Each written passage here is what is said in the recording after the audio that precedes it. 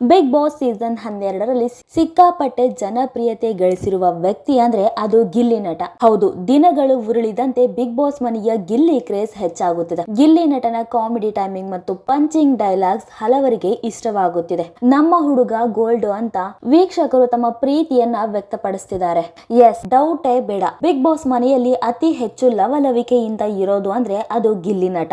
ಯಾವುದೇ ಸಂದರ್ಭ ಬಂದರೂ, ಎಂತದ್ದೇ ಘಟನೆ ನಡೆದರೂ ಗಿಲ್ಲಿ ನಟ ಬೇಸರ ಮಾಡಿಕೊಂಡು ಕೂತಿಲ್ಲ. ಎಲ್ಲವನ್ನು ಸ್ಪೋರ್ಟಿವ್ ಆಗಿಯೇ ತೆಗೆದುಕೊಳ್ಳುವ ಗಿಲ್ಲಿ ನಟ ತಮ್ಮದೇ ಶೈಲಿಯಲ್ಲಿ ಆಗಾಗ ವಾಪಸ್ ಕೊಡುತ್ತಿರುತ್ತಾರೆ. ಗಿಲ್ಲಿ ನಟ ಕೆಲವೊಮ್ಮೆ ಹಾಸ್ಯ ಚಟಾಕಿ ಹಾರಿಸುತ್ತಾರೆ, ಕೆಲವೊಮ್ಮೆ ವ್ಯಂಗ್ಯವಾಡುತ್ತಾರೆ. ಅದು ಕೆಲವರಿಗೆ ಅಪಹಾಸ್ಯ ಎನಿಸಬಹುದು.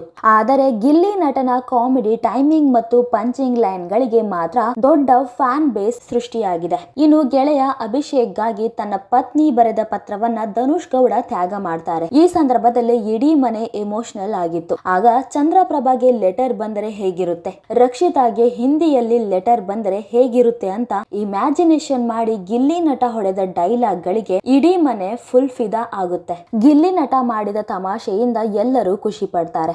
ಇನ್ನು ಸೂರಜ್ ಸಿಂಗ್ ಹಾಗೂ ಸ್ಪಂದನಾ ಸೋಮಣ್ಣ ಅವರ ಲೆಟರ್ ರಿಷಾ ನಿರ್ಧಾರದಿಂದ ಹಾಳಾಯಿತು.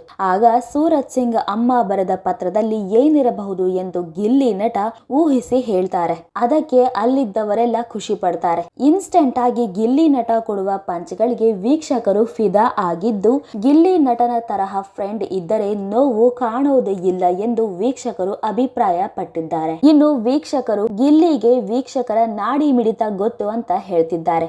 ಎಸ್, ಗಿಲ್ಲಿ ನಡೆ ಅದ್ಭುತವಾಗಿದ್ದು, ಸೂರಜ್ ಬಗ್ಗೆ ವೀಕ್ಷಕರು ಏನು ಯೋಚಿಸುತ್ತಿದ್ದಾರೆ ಅನ್ನೋದನ್ನೇ ಗಿಲ್ಲಿ ಹೇಳಿದ್ದು. ಒಬ್ಬ ವ್ಯಕ್ತಿ ಬೇಜಾರಲ್ಲಿದ್ದಾಗ ಅವನನ್ನ ಹೇಗೆ ನಗಿಸೋದು ಅಂತ ಗಿಲ್ಲಿ ನಟನಿಗೆ ಸಖತ್ತಾಗಿ ಗೊತ್ತಿದೆ. ಅವರು ನಿಜಕ್ಕೂ ಮಾಣಿಕ್ಯ. ಜೀವನದಲ್ಲಿ ಗಿಲ್ಲಿ ತರಹ ಒಬ್ಬ ಫ್ರೆಂಡ್ ಇದ್ದರೆ ಎಷ್ಟೇ ನೋವು ಇದ್ರೂ ಕೂಡ ಬೇಗ ಮರೆಯುತ್ತೇವೆ. ನಮ್ಮ ಹುಡುಗ ಗೋಲ್ಡ್. ಗಿಲ್ಲಿ ಫ್ಯಾನ್ಸ್ ಮಾತ್ರವಲ್ಲ, ನ್ಯೂಟ್ರಲ್ ಆಡಿಯನ್ಸ್ ಸಹ ಇದನ್ನ ಖಂಡಿತ ಇಷ್ಟಪಡುತ್ತಾರೆ. ಬಿಗ್ ಬಾಸ್ ಮನೆಯಲ್ಲಿ ನಿಜವಾದ ಎಂಟರ್ಟೈನರ್ ಅಂದ್ರೆ ಅದು ಗಿಲ್ಲಿ ನಟ.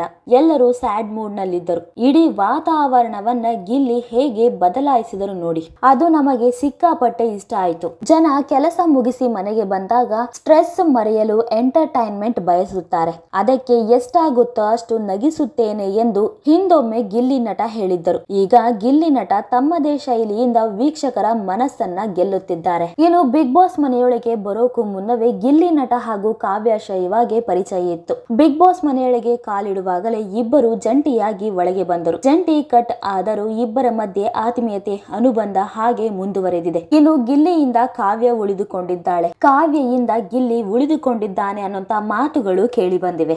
ಆದರೆ ಇಬ್ಬರ ನಡುವಿನ ಫ್ರೆಂಡ್ಶಿಪ್ ಸತ್ಯವಾದದ್ದು. ಕಾವ್ಯ ಇಟ್ಟಿರುವ ನಂಬಿಕೆಯನ್ನ ಗಿಲ್ಲಿ ಉಳಿಸಿಕೊಂಡಿದ್ದಾನೆ ಎಂಬುದು ಸತ್ಯ. ಅದಕ್ಕೆ ಸಾಕ್ಷಿ ಅಂದ್ರೆ ಮನೆಯಿಂದ ಬಂದಂತಹ ಪತ್ರ. ಹೌದು, ಕಾವ್ಯಗೋಸ್ಕರ ದೊಡ್ಡ ತ್ಯಾಗ ಮಾಡಿದ್ದಾನೆ ಗಿಲ್ಲಿ. ಆ ತ್ಯಾಗ ಅದೆಷ್ಟು ದೊಡ್ಡದಾಗಿತ್ತು ಎಂದರೆ ಇದರಿಂದ ಅವರಿಗೆ ಮನೆಯಿಂದ ಬರುತ್ತಿದ್ದ ಪತ್ರವೇ ತಪ್ಪಿ ಹೋಯ್ತು. ಆದರೂ ಅವರ ಮುಖದಲ್ಲಿ ಯಾವುದೇ ಬೇಸರ ಇರಲಿಲ್ಲ. ಆದರೆ ಅವರು ಮಾಡಿದ ತ್ಯಾಗಕ್ಕೆ ಕಾವ್ಯ ಅವರಿಂದ ಪ್ರೀತಿಯ ಅಪ್ಪುಗೆ ಸಿಕ್ಕಿದೆ. ಇದರಿಂದ ಗಿಲ್ಲಿಗೆ ಖುಷಿ ಆಗಿದೆ.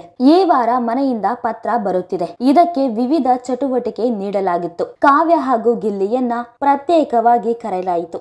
ಈ ವೇಳೆ ಗಿಲ್ಲಿ ಎದುರು ಕಾವ್ಯ ಲೆಟರ್ ಹಾಗೂ ಕಾವ್ಯ ಎದುರು ಗಿಲ್ಲಿ ಲೆಟರ್ ಇಡಲಾಯಿತು. ಯಾರಾದರೂ ಒಬ್ಬರು ಮಾತ್ರ ಲೆಟರ್ ನ ಹೊರಗೆ ತರಬಹುದಿತ್ತು. ಒಂದು ವೇಳೆ ಅಪ್ಪಿ ತಪ್ಪಿ ಇಬ್ಬರು ಲೆಟರ್ ತಂದರೆ ಇಬ್ಬರು ಲೆಟರ್ ಕಳೆದುಕೊಂಡು ನಾಮಿನೇಷನ್ ನಲ್ಲಿ ಮುಂದುವರೆಯಬೇಕಿತ್ತು. ಇನ್ನು ಗಿಲ್ಲಿ ಲೆಟರ್ ತಂದೇ ತರುತ್ತಾನೆ ಅನ್ನುವಂತ ಭರವಸೆಯಲ್ಲಿ ಕಾವ್ಯ ಅವರು ಯಾವುದೇ ಲೆಟರ್ ತರಲ್ಲ.